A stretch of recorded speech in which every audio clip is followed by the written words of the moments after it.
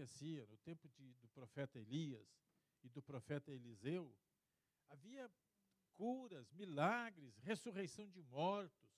Era um período que Deus estava se movendo, fazendo aqueles grandes milagres. Depois a gente vê outros milagres que aconteceram naquele período de libertar o povo do Egito. Era uma praga em cima da outra que acontecia, aquele poder maravilhoso que Deus estava demonstrando. Na caminhada do deserto, como Deus protegeu aquele povo. A gente, quando lê a Bíblia, fica pensando. O povo andou no deserto por 40 anos. Naquele tempo não tinha sapateiro. E não tinha loja para vender sapato. E o sapato deles não se gastava no pé, a sandália. Eu não sei o que acontecia, se a sandália crescia junto com o pé deles, viu? A roupa não envelhecia. Estavam com fome e Deus mandava carne. Passava sede, brotava água da rocha. Então Deus estava mostrando ali o seu grande, o seu tremendo poder. Então há certos ciclos que vão acontecendo e que a Bíblia vai demonstrando. No tempo de Jesus, os milagres se sucediam um após o outro. No livro de Atos a gente encontra o milagre do evangelismo. Os apóstolos indo de cidade em cidade, de nação em nação, apresentando o evangelho, e milhares iam se convertendo, a ponto dos líderes de uma certa cidade falarem de Paulo e Silas. Estes homens que fizeram uma revolução neste mundo estão chegando aqui. Era Deus agindo, Deus trabalhando. E isto a gente costuma usar uma terminologia que é a seguinte: Deus está se movendo. É assim que nós costumamos dizer, o mover de Deus. Deus está fazendo uma coisa especial em determinado lugar. Houve um tempo lá em São Paulo, já faz tempo, mas houve um tempo, que tinha lá um pastor que morreu recentemente, chamado Davi Miranda. O Davi Miranda era ultra conservador, outra assim, que deixava a gente perplexo. Na denominação dele, na igreja dele, mulher não podia cortar cabelo, mulher não podia raspar o cabelo embaixo do braço, mulher tinha que usar sempre roupa comprida, era um sufoco para as mulheres.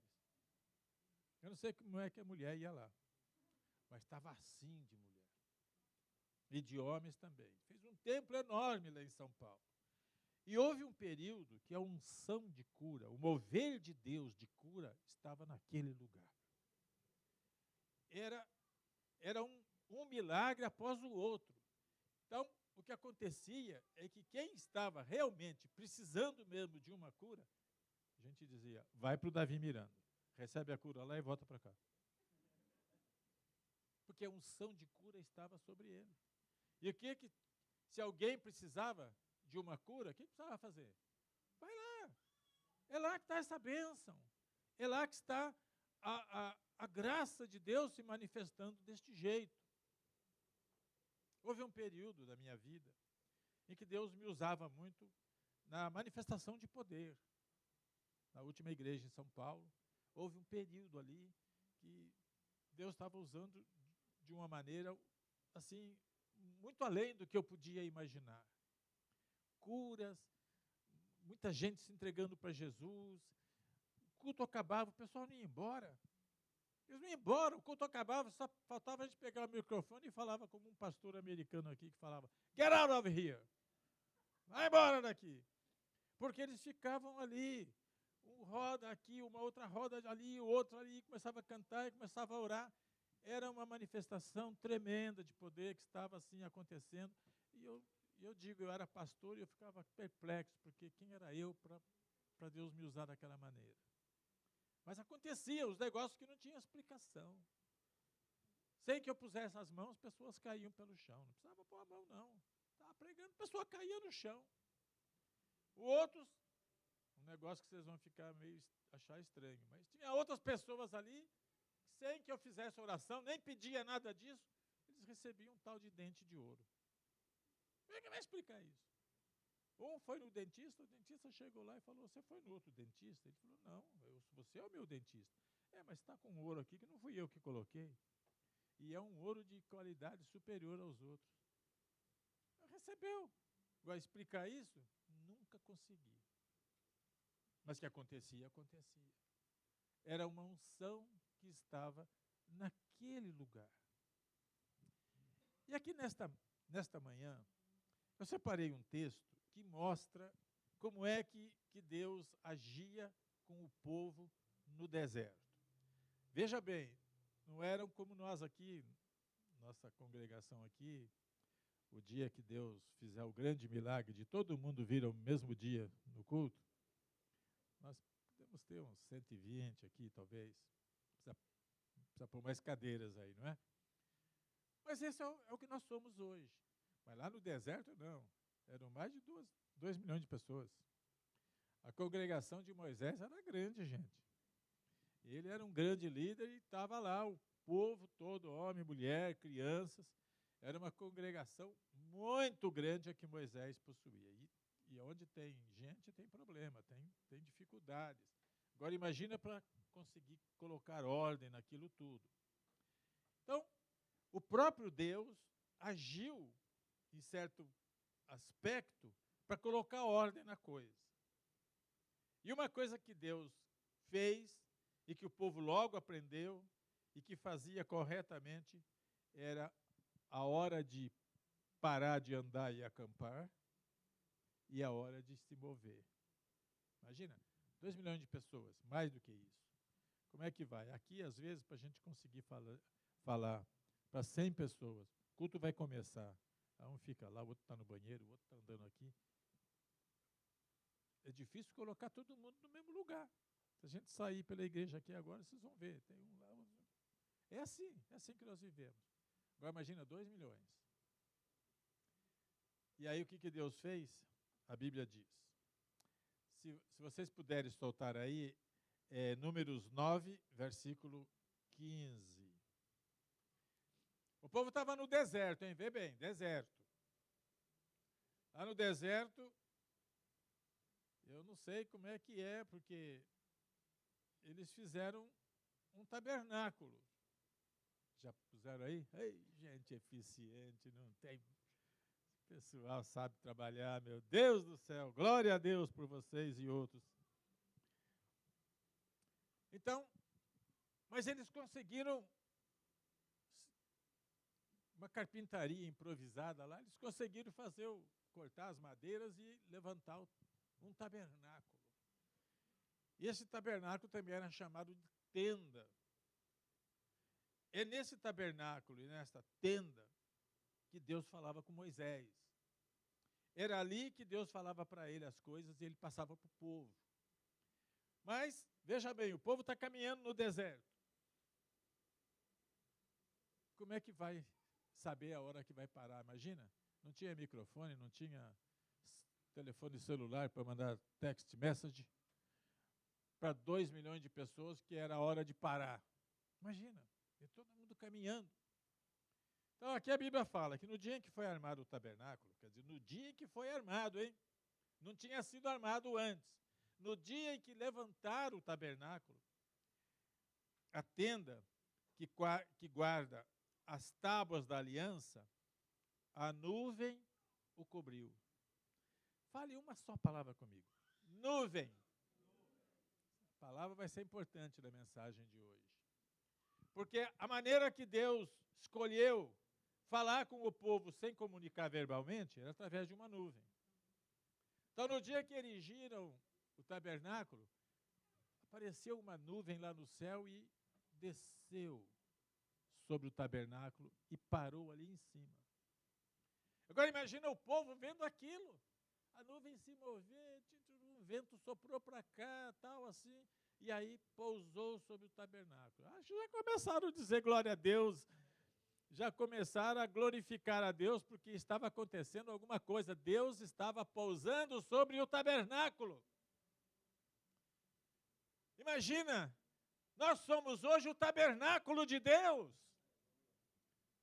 Biblicamente falando, hoje nós somos o santuário onde Deus habita. Então, se você erguer a cabeça, pela fé, você vai ver que tem uma nuvem em cima de você. Amém? É assim que a gente pode crer, a presença de Deus simbolizada desta maneira. Então, a Bíblia diz que a nuvem cobriu o tabernáculo. Desde o entardecer até o amanhecer, a nuvem por cima do tabernáculo tinha a aparência de fogo. Então, durante o dia, era uma nuvem. Talvez uma nuvem branquinha, bonitinha, com um formato legal ali sobre o tabernáculo. Mas quando começava a escurecer, a nuvem ia se transformando em fogo para iluminar. Não tinha energia elétrica. Mas Deus é poderoso. Iluminava o arraial todinho. Tabernáculo, assim, todo mundo olhava e sabia onde Deus estava. Aquele brilho era intenso. E aí, então, o povo via que Deus estava ali. A presença dele estava ali. A pastora Glenda estava orando hoje, ela falou uma frase na oração que eu ouvi com atenção. Ela falou: nós não queremos só milagres, Senhor. Nós queremos a tua presença.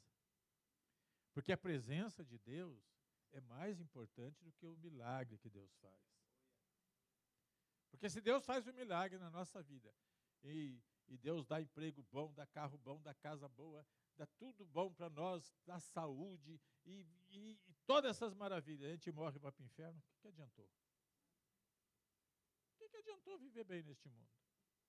Vocês estão entendendo? Mas se Ele der essas bênçãos para nós, e a presença dEle está em nós, e nós temos comunhão com Ele, então a gente desfruta dessas coisas aqui, ainda vai para outra, tem melhor ainda lá em cima.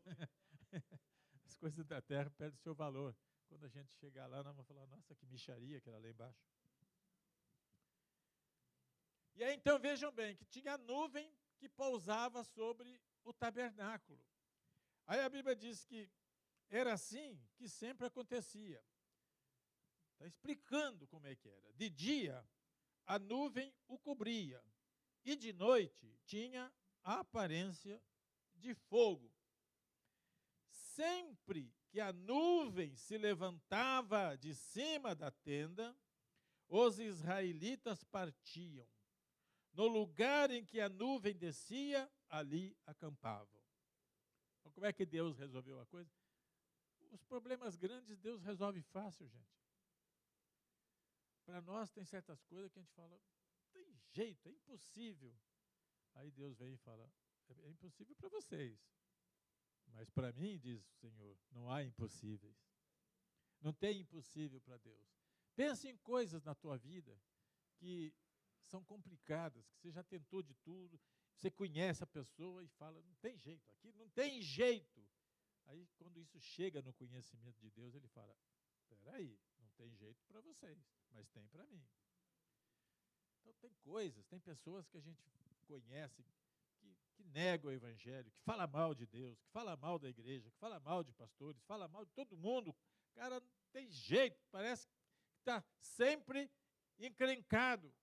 Então a gente chega nessa conclusão: esse aí está perdido mesmo, é melhor pegar a teia fogo logo e já manda para o inferno. Mas não é assim. Tem muitos casos de pessoa que estava indo para o inferno que muda o caminho dele. Tem um encontro singular com Jesus, está indo assim para o inferno, de repente ele encontra com Deus e volta. Oh, Senhor, muito obrigado, tu me salvaste, eu sou outra pessoa. E a gente vê a transformação nas pessoas. Uma coisa é certa: toda pessoa que diz que é crente em Cristo Jesus, que deu a sua vida para Jesus, e a sua vida não mudou, você não deu a vida para Jesus. Nós temos um sinal exterior de que algo aconteceu aqui dentro, é mudança de vida. Se continua xingando, se continua adulterando, se continua roubando, se continua falando mentira, não mudou de vida. Então, nós sabemos que há uma transformação, um milagre de Deus acontece quando a gente tem um encontro com Ele. ninguém deve se iludir, que a gente conhece a árvore pelo fruto que ela produz. Se a árvore não é boa, o fruto vem todo estragado. Então nós temos que saber disso. E sabendo disso, fazer uma avaliação sobre nós mesmos. É o que acontecia. O povo estava caminhando pelo deserto. A nuvem ia na frente. E eles seguiam a nuvem. Oi? Está entendendo? Não é Jesus que segue nós. Não é a nuvem que segue o povo. É o povo que segue a nuvem. Então nós temos que seguir aquilo que Deus fala para nós. É Ele que comanda. Se Jesus entrar no meu carro, eu não ponho ele no conforto do banco de trás, não. Falo, Jesus, pega o volante e me leva. Eu sou conduzido por Ele. É assim que nós precisamos. É Ele na frente e nós atrás. Amém? Nós seguindo. E aí a nuvem ia, como é que eu vou falar? Voando. O vento ia levando ela, a nuvem ia lá. E o povo atrás. 2 milhões, mais de 2 milhões de pessoas atrás. Lá, carregando o neném no colo, um montado no camelo, o outro em algum cavalo, levando pato, ganso, cabrito, vaca, tudo pelo caminho. Olha só aquele povaréu lá pelo deserto, gente, aquele calor. E a nuvem ali. Vai e o povo atrás. Aí a nuvem parava. Quando a nuvem parava, Moisés não precisava dar ordem nenhuma, ninguém precisava falar coisa alguma. Parou, todo mundo parava. É hora de montar o acampamento. Cada tribo montava suas tendas, cada um tinha o seu lugar já marcado. 3 tribos para lá, 3 para cá, 3 aqui, 3 ali. 12 tribos, cada um montava suas barracas ali, e ali ficavam, e ali adoravam a Deus, ali cantavam hinos, ali recebiam a instrução. Aí chegava um momento que a nuvem levantava. Quando a nuvem levantava, ninguém precisava falar nada. Todo mundo saía correndo, hora de desmontar as barracas. Todo mundo ia lá desmontar as barracas, porque a nuvem ia caminhar. E eles tinham que seguir a nuvem, senão eles ficariam perdidos pelo deserto. Ficariam presa fácil dos outros inimigos. Então tinha que seguir a nuvem. Era isto que Deus fazia. Aí continua aqui. Onde que eu estou? Conforme a ordem do Senhor, os israelitas partiam, e conforme a ordem do Senhor, acampavam. A ordem era só o sinal da nuvem. Enquanto a nuvem estivesse por cima do tabernáculo, eles permaneciam acampados. Quando a nuvem ficava sobre o tabernáculo por muito tempo, os israelitas cumpriam suas responsabilidades para com o Senhor e não partiam. Ali a questão toda era a seguinte, o mover da nuvem.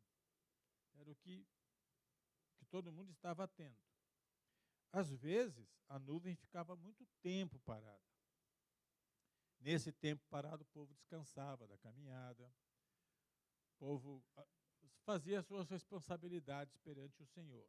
Mas, às vezes, a nuvem ficava sobre o tabernáculo poucos dias. Então, Deus tinha propósitos, e às vezes ficava poucos dias. Eles mal acabava de montar lá as barracas dele, tinha que desmontar. Hoje em dia, eu não sou muito fã de acampar, não. Quando o pessoal vai acampar nessas tendas aí, eu procuro um hotel por perto. Mas já acampei algumas vezes, mas não gosto. Mas vocês que gostam de acampar, quanto tempo demora para levantar uma daquelas tendinhas de vocês, hein? 20 minutos? 20 minutos. E para desmontar a barraca é mais fácil. Dá um pontapé ali embaixo, já cai tudo, né? Agora, isso com a modernidade, né? Naquele tempo devia demorar um pouco mais. Agora, imagina, eles montavam aquele lá, E logo, alguns dias depois, já tinham que sair caminhando de novo, desmonta tudo. E todo mundo sabia da sua obrigação. Eles tinham que fazer isso para seguir a nuvem. Porque se eles não seguissem a nuvem, iam ficar para trás. E quem fica para trás está exposto, fica presa fácil do inimigo. Mas se está junto com o povo, e a presença de Deus está ali, nós estamos protegidos. Amém? E aqui continua. Às vezes, a nuvem ficava sobre o tabernáculo poucos dias, conforme a ordem do Senhor, eles acampavam, e também, conforme a ordem do Senhor, partiam. Outras vezes, a nuvem permanecia somente desde o entardecer até o amanhecer. E quando se levantava pela manhã, eles partiam. De dia ou de noite, sempre que a nuvem se levantava, eles partiam. Por isso que eu falei para vocês lembrarem da palavra nuvem, porque a nuvem aqui tem uma importância total nesse texto. É ela que está dirigindo o povo, aquilo que tem que fazer. Quer a nuvem ficasse sobre o tabernáculo 2 dias, quer 1 mês, quer mais tempo, os israelitas permaneciam no acampamento e não partiam. Mas quando ela se levantava, partiam. Conforme a ordem do Senhor, acampavam, e conforme a ordem do Senhor, partiam. Nesse meio tempo, cumpriam suas responsabilidades para com o Senhor, de acordo com as suas ordens anunciadas por Moisés. Amém? Então, igreja, a nuvem do Senhor está aqui sobre nós. Vamos dizer assim, fisicamente, sobre o nosso templo, espiritualmente, sobre nossas cabeças. Porque hoje nós somos o tabernáculo. O templo aqui não tem valor nenhum. Só tem valor material aqui, mas espiritualmente nenhum valor. O que tem valor para Deus somos nós. Nós somos o tabernáculo. Ele habita em nós. A nuvem está sobre nós. Essa boa notícia é que essa nuvem está prestes a se mover. Vocês estão entendendo isso? A nuvem está parada sobre nós, mas ela está prestes a se mover. E aí é que entra o seguinte: você vai ficar ou você vai acompanhar? Nós vamos ficar para ver o que acontece ou nós vamos juntos? E aconteça o que acontecer, nós estamos embaixo da nuvem. Porque quando nós estamos embaixo dessa nuvem protetora que Deus colocou sobre nós, nós estamos guardados.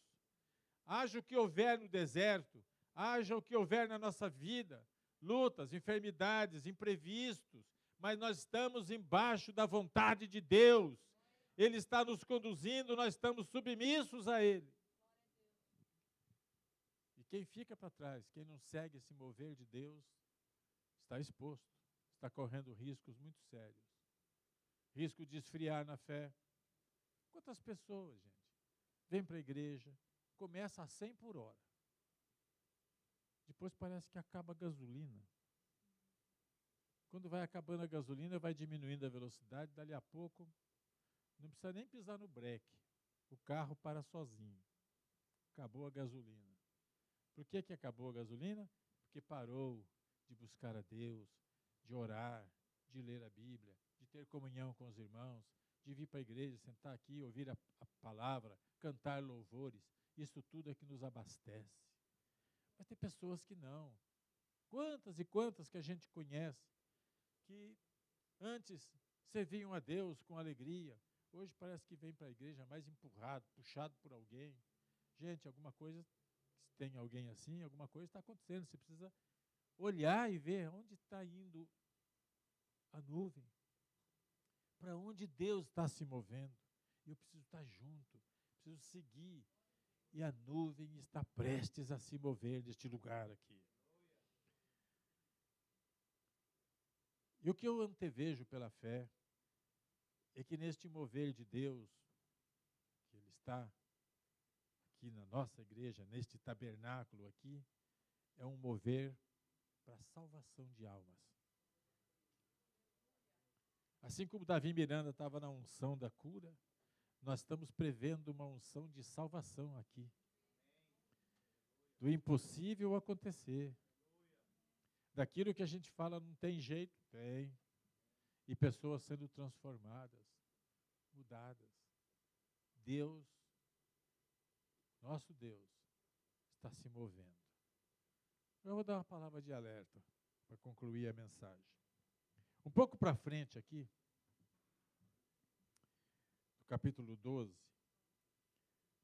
o povo está acampado e Moisés, que era o grande líder, recebe de repente uma surpresa. Ele mesmo não ouviu a coisa, mas veio de onde ele menos esperava um ato de rebeldia. Rebeldia é quando a pessoa deixa de confiar e passa a falar mal ou duvidar do seu líder. Então, o que aconteceu com Moisés é que ele liderava o povo. E de onde ele menos esperava, veio rebeldia. De quem? Do irmão e da irmã dele. Olha só, do irmão e da irmã. Os dois começaram a criticar Moisés, porque ele tinha se casado com uma mulher etíope. E o que eles diziam era o seguinte: será que o Senhor tem falado apenas por meio de Moisés? Então, eles começaram a querer ficar lá em cima também. Queria o lugar, talvez, de Moisés. Interessante essas coisas.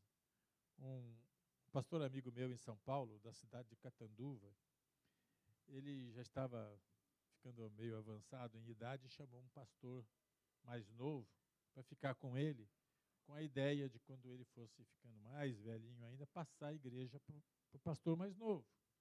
Um treinamento, uma preparação. E esse pastor mais novo, acho que se empolgou muito e foram orar juntos. E na oração, esse pastor mais novo orou o seguinte: ó Senhor, aí está o teu servo, está avançado em dias, se tu tiveres que recolher, recolhe o teu servo. Bem desse jeito. Olha só, não soube esperar, não soube aguardar a sua hora, o seu momento, né?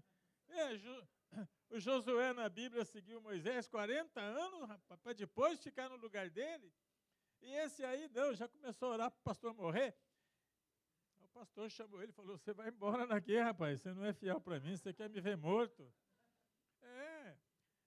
Agora aqui os dois irmãos, né, de Moisés, eles começam a falar com ele assim, no meio do povo, não é se for só entre os dois, não, mas é passar, envenenar o povo. Gente, fofoca é um veneno. É um negócio terrível. E aí eles começaram assim e perguntavam assim para o povo: será que Deus só fala por meio dele? Não fala através de nós também? Gente, quando Deus escolhe um homem para ser um líder, é com ele que ele trata. É com ele. Se não vem para ele, não vem para os outros, não está resolvida a coisa. Ok? É pelo líder. Deus fala com o líder as coisas. E aí começaram a falar. E aí a Bíblia fala assim: mas Deus ouviu isso. Aí eles ficaram encrencados, né? Se Deus não tivesse escutado, o negócio ia ficar diferente. Mas Deus escutou. Aí Deus agiu logo. A Bíblia fala que Moisés era um homem muito paciente, mais do que qualquer outro que havia na terra. Então, imediatamente, o Senhor disse a Moisés, a Arão e a Miriam, chamou os três, reuniu a família ali e falou: vocês vão para a tenda do encontro, que é essa tabernáculo onde ficava a nuvem. Vamos lá, vamos ter uma reunião lá. E os três foram para lá. Então o Senhor desceu numa coluna de nuvem, aquela nuvem, não é? E pondo-se à entrada da tenda, chamou Arão e Miriam. Os dois vieram à frente e ele disse: ouçam as minhas palavras. Agora é Deus falando com eles. Quando entre vocês há um profeta do Senhor, a ele me revelo em visões e em sonho falo com ele. Como é que Deus fala com o profeta? sonhos e visões. Aqui na igreja, graças a Deus, tem muitos profetas e profetisas, que Deus fala através de sonhos e visões. E aí ele disse assim, mas não é assim com o meu servo Moisés, que é fiel em toda a minha casa. Com ele, com Moisés, disse Deus, eu falo face a face. Há uma diferença muito grande. Com os profetas eu falo por sonhos e visões, mas com Moisés eu falo cara a cara. E ele vê a forma do Senhor. Por que vocês não temeram em criticar meu servo Moisés? Ai, que encrenca que eles se meteram, gente. Então a ira do Senhor se acendeu contra eles e Deus os deixou. Essa é a pior coisa que pode acontecer. Deus deixar a gente. Ok? Criticou, se meteu numa encrenca, falou de Moisés, e aí então Deus chamou, mostrou para eles a diferença que tinha. A ira do Senhor se acendeu, uma expressão bíblica que diz que Deus ficou aborrecido com aquilo e os deixou, ou seja, a nuvem saiu dali, e o que aconteceu? Imediatamente a Miriam, que foi a mais fofoqueira, foi a que puxou mais a coisa, ficou leprosa. Mulher sempre tem encrenca, gente.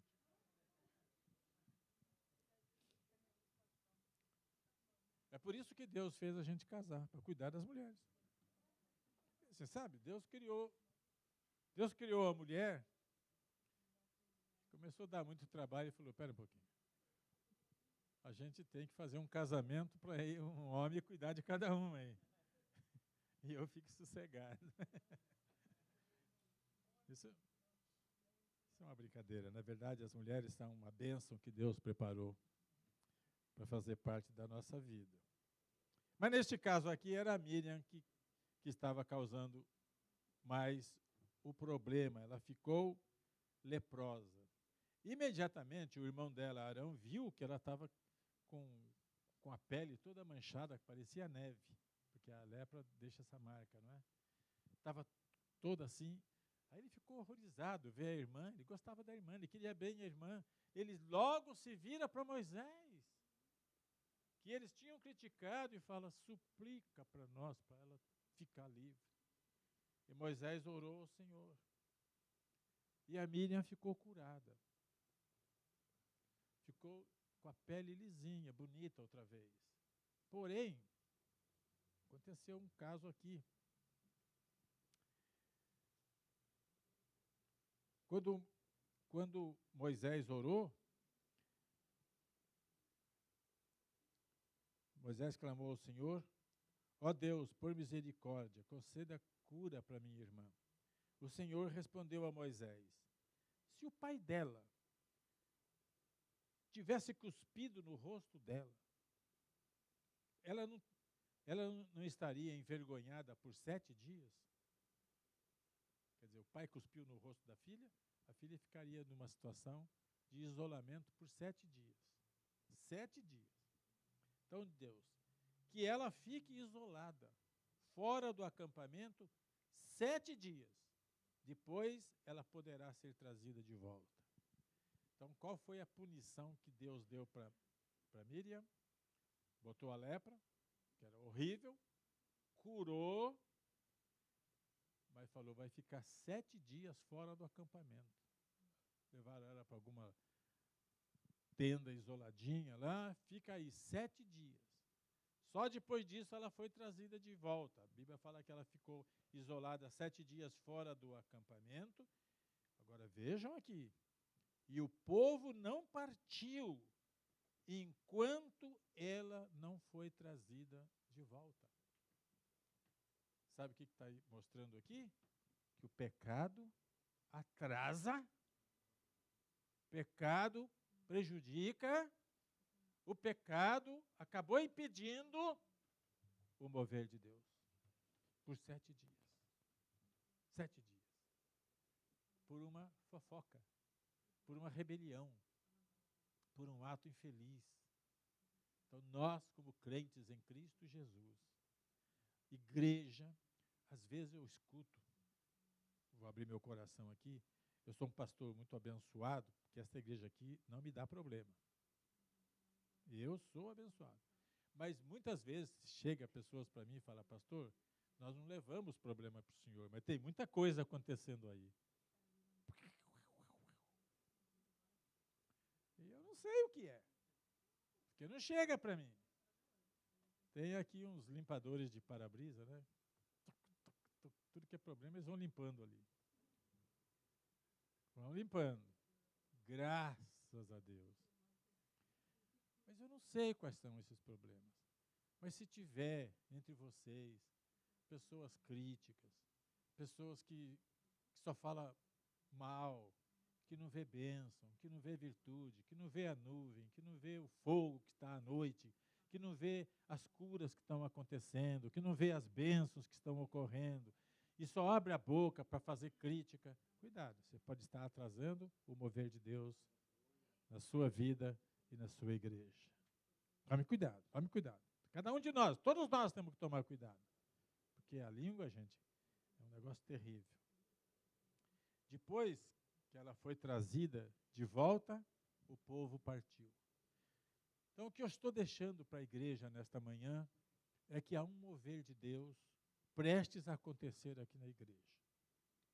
E um mover que, segundo eu estou entendendo, é para a salvação de almas, de pessoas que vão compreender que a sua vida não pode continuar do jeito que está, que precisa tomar uma decisão séria, que é a seguinte: eu preciso colocar minha vida nas mãos de Deus e deixar Deus me dirigir. Eu tenho que seguir a Deus e não meus ímpetos, não a minha vontade, não o meu querer, mas o querer de Deus. É isso que Deus vai fazer com muitas vidas. E nós vamos ver esta unção acontecer neste lugar, para a glória, honra e louvor de nosso Senhor e Salvador Jesus Cristo. Amém? Quero pedir para vocês abaixar a cabeça, feche os olhos, eu quero fazer um convite. O meu convite nessa manhã é, se tem alguma pessoa aqui dentro que quer tomar essa decisão agora, de chega do tipo de vida que está vivendo, quer mudar, tomou a decisão, ouviu a pregação de hoje, já conhece alguma coisa anterior e chegou à conclusão, não dá, desse jeito eu vou mal, a pior, minha vida está um lixo, minha vida não está boa, as coisas não estão bem e não tem jeito, mas eu preciso entregar minha vida nas mãos do Senhor Jesus e Ele vai mudar o curso da minha vida. Eu vou mudar minhas atitudes com a graça e a ajuda de Deus. Se tiver pessoa que quer tomar essa decisão agora, eu peço para levantar a mão, eu quero fazer oração para você. A tua decisão vai ser mostrada pelo erguer das tuas mãos. E eu vou orar por você. Alguma pessoa?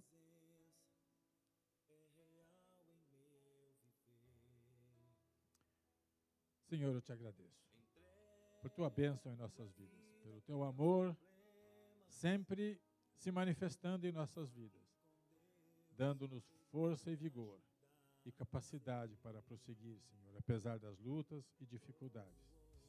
E eu peço a tua bênção sobre cada pessoa que está aqui dentro agora. Que esta bênção continue grande em nossas vidas, hoje e sempre nós possamos estar sendo agradecidos a Ti. Em nome de Jesus. Amém? Ok, nós estamos prestes a encerrar o culto. Nós temos algumas coisinhas ainda a fazer aqui. A primeira, eu quero chamar os pais do Claudemir para eles virem aqui à frente, eles vão embora.